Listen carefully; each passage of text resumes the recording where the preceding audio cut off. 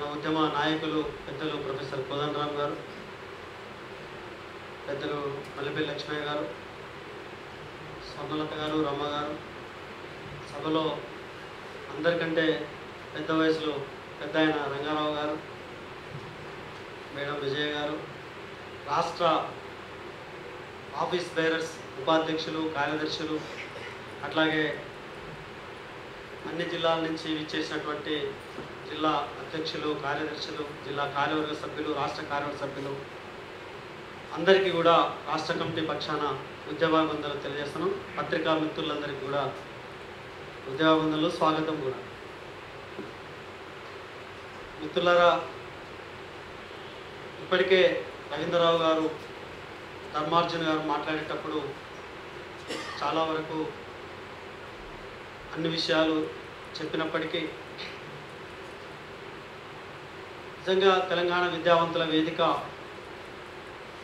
ఒక గొప్ప ఆశయంతో నెరవేర్చడానికి, ఆ కార్యాన్ని నెరవేర్చడానికి ఏర్పడేటువంటి సంఘం. అది మనందరికీ కాదు, బాహ్య ప్రపంచానికి అందరికీ కూడా తెలుసు. ఒక తెలంగాణ సమాజం అంతా సరే, ఉద్యమాలు 69 ఉద్యమం జరగవచ్చు, దానికంటే ముందు ఇడ్లీ గో బ్యాక్ ఉద్యమం జరగవచ్చు, ఆ తర్వాత మన 1995లో కానీ 96లో 97లో వచ్చినటువంటి తెలంగాణ మహాసభ, జనసభ లాంటి ఉద్యమాలు వచ్చినప్పటికీ అవి వాటి యొక్క కార్యశీలతని అమల్లో తీసుకురావడంలో రాజ్యం చేయనీయకుండా తొక్కించబడింది. అలాంటి ఒక మౌన సమయంలో తెలంగాణ విద్యావంతుల వేదిక ఆ ఆశయాన్ని నెత్తిన వేసుకొని మౌనంగా ఉండటం మంచిది కాదు సమాజానికి అని మరి ఊరూరా, వాడవాడ, పల్లె పల్లె, పట్టణం అంతా తిరిగి ఎన్నో సభలు నిర్వహించి తెలంగాణ మీద ఒక చైతన్యాన్ని తీసుకొచ్చే బాధ్యతని నెరవేర్చింది.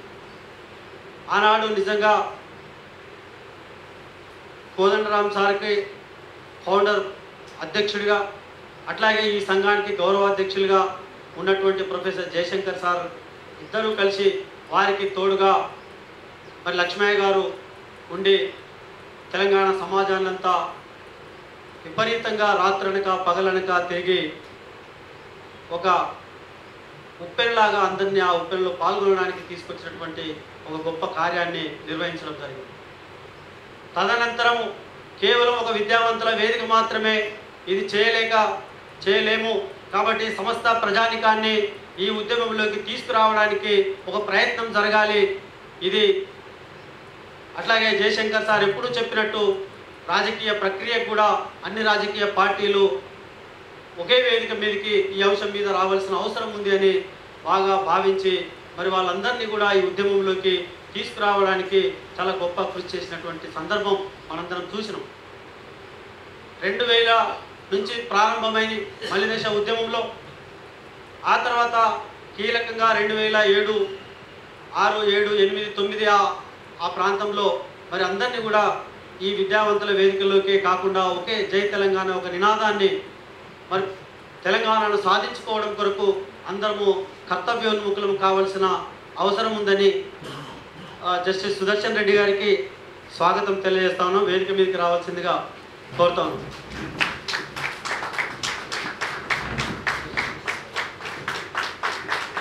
మనకు ప్రధాన ఉపన్యాసం చేయడానికి విచ్చేసినటువంటి పెద్దలు ముఖ్య అతిథి సుదర్శన్ రెడ్డి గారికి, జస్టిస్ సుదర్శన్ రెడ్డి గారిని వేదిక మీదకి రావాలి.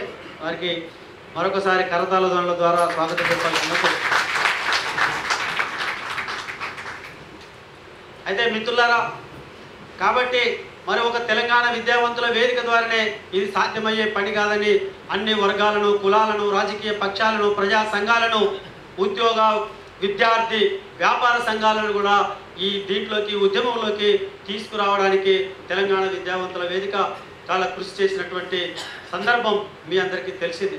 నిజంగా అందుకనే విద్యావంతుల వేదిక అంటే కొంతమందికి ఇష్టం ఉండొచ్చు, ఇష్టం లేకపోవచ్చు.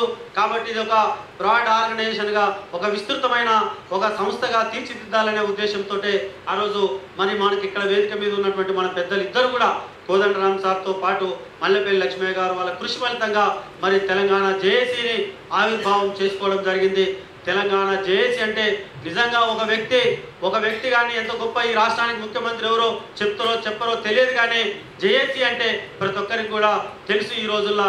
అలాంటి ఒక గొప్ప ఆదరణ పొందినటువంటి జేఏసీకి మరి తెలంగాణ విద్యావంతుల వేదికే పురుడు పోసిన సంగతి సమాజానందరికీ తెలుసు.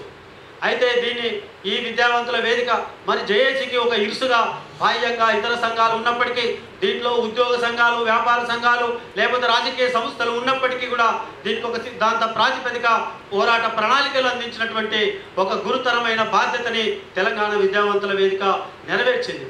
అందులో భాగంగానే మరి సమాజంలో ఉన్నటువంటి సంపన్న వర్గాలు, కులాల మతాల అతీతంగా ఒకే ఒక నినాదంతో మనం ముందుకు పోవడం, నిజంగా తెలంగాణను సాధించుకోవడము ఒక గొప్ప ఆదర్శమైనటువంటి గొప్ప ఉద్యమం.